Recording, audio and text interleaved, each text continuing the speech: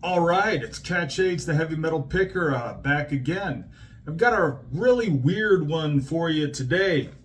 A couple videos ago, I posted about how I bought Dreaded Zine, copy of that on eBay, and the guy selling it, who calls himself Count Grishnak, he is selling like all kinds of just old zines, old demos, and even letters written by small-time bands and stuff like that from back then.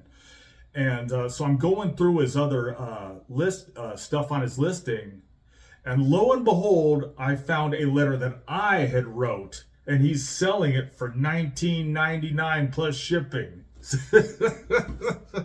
Yeah, I don't know who the hell's gonna buy it. But if you're interested, look it up on eBay.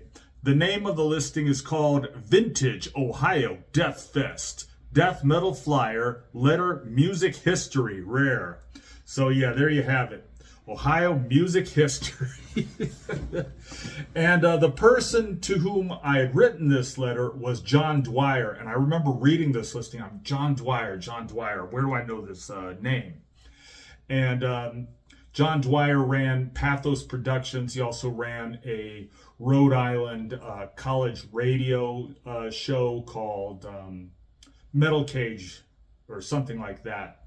And also, you might know of John Dwyer as being the guy who almost went over Niagara Falls, but he got saved by the rescue squad, and they fished him out of the water, and he's wearing a dehumanized shirt.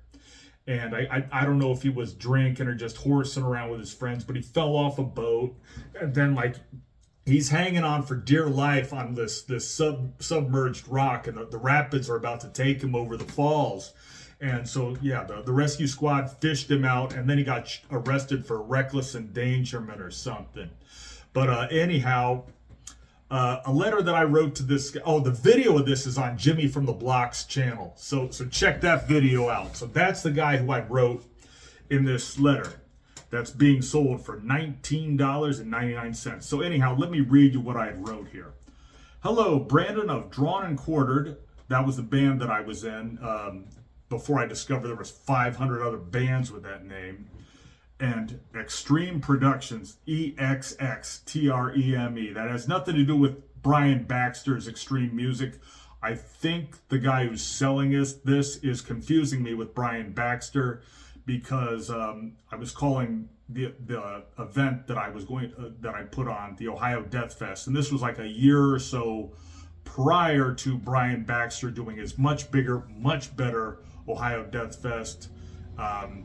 So yeah, there's no relation. It's all just coincidence. All right, Brandon of Drawn and Quartered / Extreme Productions here. On your radio show, please publicize these following events. March of 1997, Dayton, Ohio.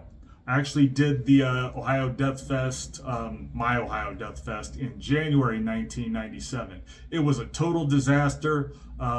It was super cold out, and then the heat in the venue died in the middle of the show, or actually maybe closer to the end, and it was just freezing. Regurgitation showed up, and this is before Brian Baxter.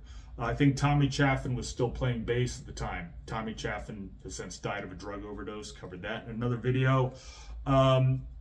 Regurgitation showed up but didn't play. Other bands that played were Carved in Flesh, Your Worst Enemy, Leveled, a side project of Foul Stench called Flub, Almost Dead, which had two of the Good Brothers from Necrotic Discouragement, another local band called Leprosy, a punk band called No Tolerance, and a few other bands that were on that bill.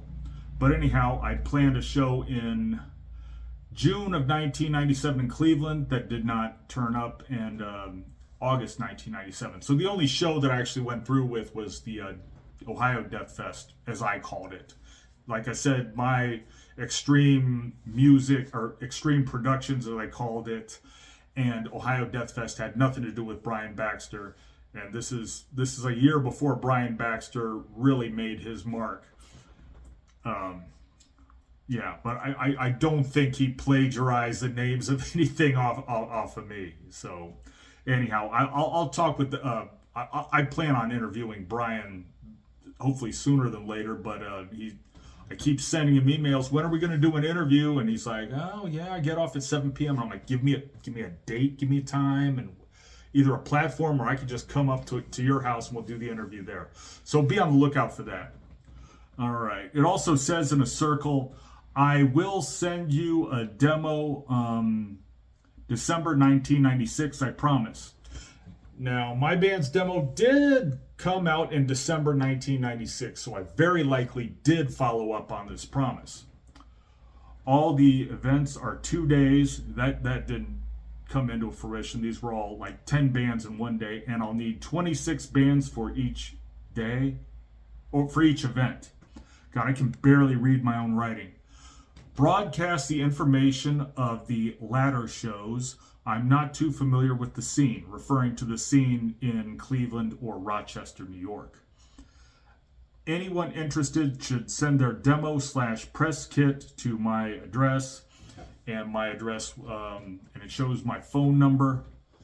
The phone number's been out of service since my parents got divorced back in 2005. And then there's a bunch of other stuff from a printer, like just random crap. So that must have happened. I don't know. I'm thinking because the back of this paper on which I wrote this letter has some other thing from a radio station called Rock 105 that's dated in 1993, and I'm like, how did this writing get on the back of the paper? Did I take this Rock 105 and then there's an X across it, like meaning don't read this. The real letter is on the other side. Yeah, I have no idea how I ended up using that piece of paper or how I got access to a paper that had Rock 105, because I don't think this was printed out after the fact, unless John Dwyer decided to print something. But anyhow, for whatever reason, a lot of these old death metal letters ended up in the hands of some guy who's just now selling them on eBay. So anyhow, take a look through Count Grishnak's auctions. You can go ahead and I doubt anybody who's watching this actually wants to buy the letter that I had written or any other letters, but it's cool to just go through all this old nostalgia. I mean, if I was a millionaire, I'd buy everything Count Grishnak has. So go ahead and click the link in the description. Go ahead and read for yourself the letter that I had written and tell me if you think it's worth any money.